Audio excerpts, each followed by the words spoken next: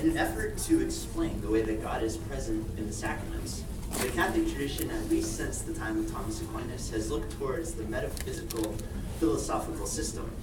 This ontological approach to sacramental theology brought a systematic, rational, and unified perspective that has lasted through the Enlightenment up into the 21st century. Glenn Ambrose, a contemporary theologian, has attempted to overcome ontotheology by referring to new frameworks. In his book, The Theology of Louis-Marie Chauvet, Overcoming Ontotheology with the Sacramental Tradition, he has summarized the work of Chauvet and has drawn further conclusions for sacramental theology. Through my own interest in biblical theology, I saw that there is a framework of God's presence, especially expressed in the Hebrew Scriptures, that is in harmony with the work of Ambrose. Theophany is a manifestation of God's presence to his people, usually in dramatic ways. Think, for example, of the burning bush narrative. I suggest that theophany is a helpful model for sacramental presence as it addresses many of the questions of contemporary sacramental theology while avoiding some of the pitfalls of metaphysical theology. In this paper, I will first briefly summarize Ambrose's appropriation of Chauvet and Jean-Luc Marion. Secondly, I will examine two examples of Old Testament theophanies, noting the insufficiencies of metaphysical reading and highlighting the contributions each can bring to a contemporary sacramental theology. My goal is not the same as Glenn Ambrose. I don't pretend to try to overcome ontotheology. Rather, I would like to suggest a model that can hopefully bring some insight into a contemporary sacramental theology of God's presence in the church today. Aquinas understood the sacraments with the notion of instrumental, efficient causality. Sacraments were considered instruments through which God's grace is given to and taken effect on the receptive human. We will not develop this concept here, but suffice to say that this instrumental causality has permeated Catholic sacramental consciousness since then. So while there is theological consistency in Aquinas' view, Chauvet is critical of how this can be put into practice. The metaphor of production can tend to describe grace as a thing or a commodity. Chauvet is careful to point out that this reification of grace can quickly lead to idolatry in the sense that we have mastery over grace. The scholastic ontological approach, seen in its negative light, understands that if a sacrament is performed by the authorized human minister in a licit way, the effects of the sacrament are guaranteed. Much of Ambrose's work attempts to overcome this false sense of mastery over the divine and religious certainty. Two of Chauvet's concepts are of particular interest to this study: the mediating quality of symbols and God's revelation as presence and absence. Chauvet's concept of symbol is based upon a philosophy of body consciousness and a turn to language as an integral part of corporality. In his view of the human person, it is incomplete to conceive of the subject as a disembodied I, who is communicated through a body and language. A disembodied I, thus conceived, treats the body as an instrument of mediation, much like Aquinas' instrumental causality. The I and the you encounter each other through the body, not in an instrumental objectifying way. Rather, language and body are the subject, are the I. And thus, body consciousness is the meeting place between two subjects. Chauvet applies this to symbols. The symbol mediates the presence of that which is symbolized. As such, the symbol is actually greater than that which is perceived. This broadens what it means for the sacraments to be symbols. Sacraments not only make visible that grace that we cannot see, instead sacraments are the gift of God. And as the gift, they mediate the very presence of God. The second concept of interest to our study is the way Chauvet understands God's revelation as presence and absence. For him, grasping at a full knowledge and definition of God's presence is contrary to the biblical experience of God. In the resurrection he looks at, for example, the glorified Lord is revealed as much by the empty tomb, or his absence, as in his resurrected body, or his presence. Ambrose also reflects on Jean-Luc Marion's concept of idol and icon. To reduce God's being to bread or any other sacramental species is considered idolatry. On the other hand, to see sacraments as an icon is to understand that they mediate more than what is seen. For Marion, the distinction between an idol and an icon is the admission of distance from the elements themselves and God. We will now turn to biblical examples of theophany and explicate the significance for sacramental theology. The theological foundation of symbols can be used as a lens to understand the mediation of divine presence through the physical elements of theophany. The very fact of God manifesting his presence to a human suggests that it is mediated. God's presence is mediated through a burning bush, a storm on a mountain, a pillar of fire and cloud, or even a prophetic vision, just to name a few examples. Theophany is therefore a completely mediated experience. In the biblical account, God's presence is always mediated through physical stuff. Let us take Exodus 3 as an example of this physical mediation. While Moses was tending sheep on Mount Horeb, an angel of the Lord appeared to him in fire flaming out of a bush. An angel of the Lord is a common phrase used in such appearances. The phrase immediately gives a sense of mediation, as the word angel simply means messenger. There is not a sense that the angel or the bush are not God, for instantly the visual was combined with the audio, as God spoke to Moses, telling him to remove his sandals, for the place you are standing is holy ground. The ground was holy not because of this mediator messenger or because of a bush, but because God was present there.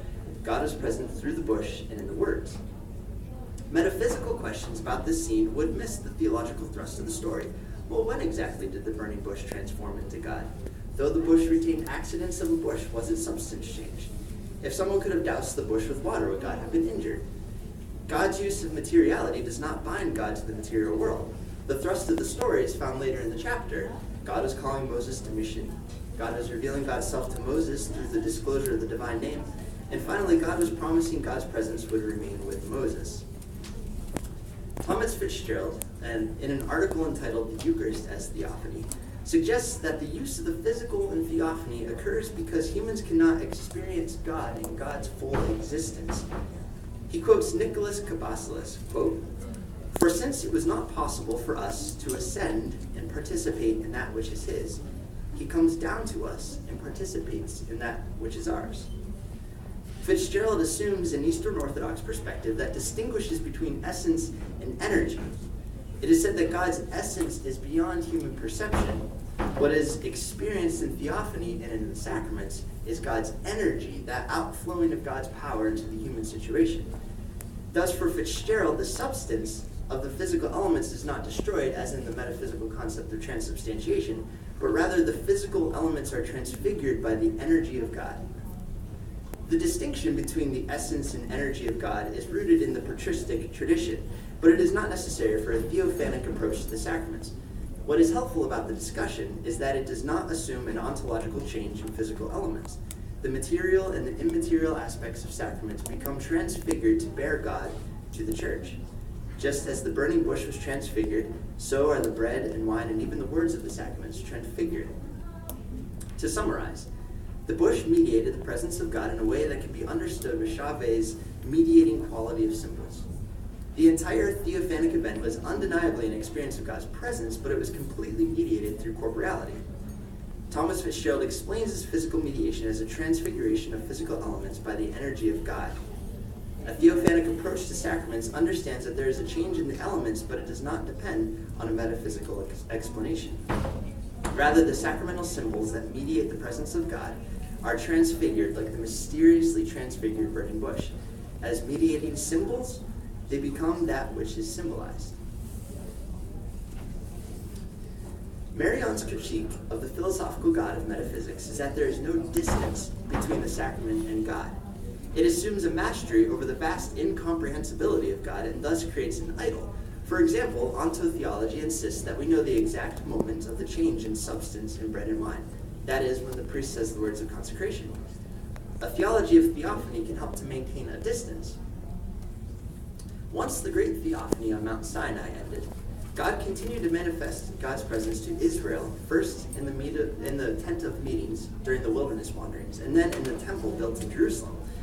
While at times these two structures gave a false sense of assurance to the people, they also served to maintain distance, as God refused to let God's presence be manipulated by these structures. For example, when the people were disobedient, Ezekiel actually saw the glory of the Lord leave the temple and go to a far-off land.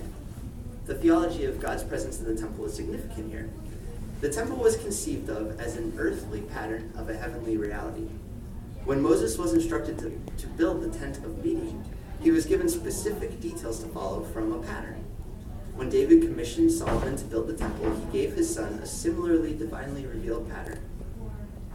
The significance for the people is that the temple acted as a gateway into heavenly realities. When the priest stood in the temple in the presence of God, he was also mysteriously standing in the heavenly temple. Therefore, God's presence was with his people in the earthly temple, but certainly not exhaustively.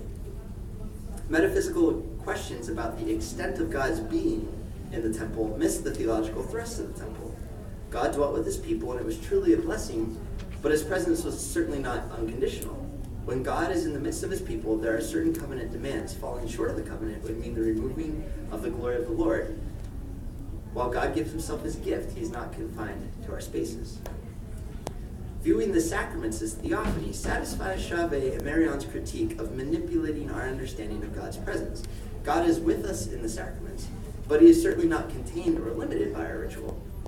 Alexander Schmemann explains the meaning of the Eucharist through an examination of divine liturgy. He indicates that in divine liturgy, the church ascends to meet Christ. As the church prays the Holy, Holy, Holy, the church enters into the heavenly temple to join the thrice holy hymn of the cherubim. The connection between the liturgical celebration and the heavenly worship is a similar connection of the Hebrew temple with the heavenly temple. The Eucharistic celebration reveals God's presence, albeit in a specific and non-exhaustive manner. The main thesis of Samuel Terrian's book, Elusive Presence, is that Old Testament theophanies that revealed God to his people also conceal God. We have already looked at the burning bush and the disclosure of the divine name. Metaphysical attempts to interpret the divine name, I am who I am, suggests that God was revealing that God is being itself. While this certainly probes certain ontological questions, it must be noted that the Hebrews didn't have this underlying assumption with the metaphysical framework, which makes this ontological interpretation a little less tenable. Terrian interprets the name in the context of the entire narrative to mean, I will be who I will be. As much as the divine name offers the promise of continued presence, I will be, Terrian also acknowledged that it contains a quality of elusiveness, I will be who I will be. Attempting to read the psychology of Moses, Terrian suggests that Moses' inquiry into the divine name was an attempt to capture full knowledge of the divine, to attain religious certainty, not unlike ontotheology. God's response did not satisfy this inquiry completely. Instead, it offered the assurance of presence that could not be fully grasped. I will be who I will be. To summarize, the temple and the tabernacle theophanies show a connection between God's presence with his people and God's presence in the heavenly temple. This theology shows a connectedness between the sacramental celebration and God's presence. As a corrective, the temple theology also admits that God is not exhaustively or unconditionally present in the temple. This elusive presence is central to theophany as a model of sacramental presence. Sacraments as theophany remove the tendency of manipulation and control that can come with certainty of God's presence. Just like in the temple and with the divine name, God's sacramental presence cannot be manipulated or cajoled. This emphasizes the sheer gratuity of God's gift. The church is not a dispenser of God's grace. Instead, in every sacramental celebration, the church again asks for God's grace to be present for the church. The efficacy of the sacrament is completely dependent upon God's initiative. We have briefly discussed two significant theophanies of the Hebrew Scripture and summarized their contributions to a contemporary sacramental theology. The burning bush narrative takes seriously Chavez's concern for body consciousness and the symbolic mediation of sacraments. The temple theophany admits a connection and a distance between God and the sacramental celebration. We would find more insights as we unpack further examples of theophany, including contemporary sacramental theology's attempts to connect sacraments and ethics, and articulating the community dimension. I do not hope this suggests a new normative model for understanding sacramental presence, nor do I pretend to be free from ontotheology. Instead, I hope that this concept from biblical theology would bring a richness to sacramental theology in order to recover the mystery of God's presence with his people.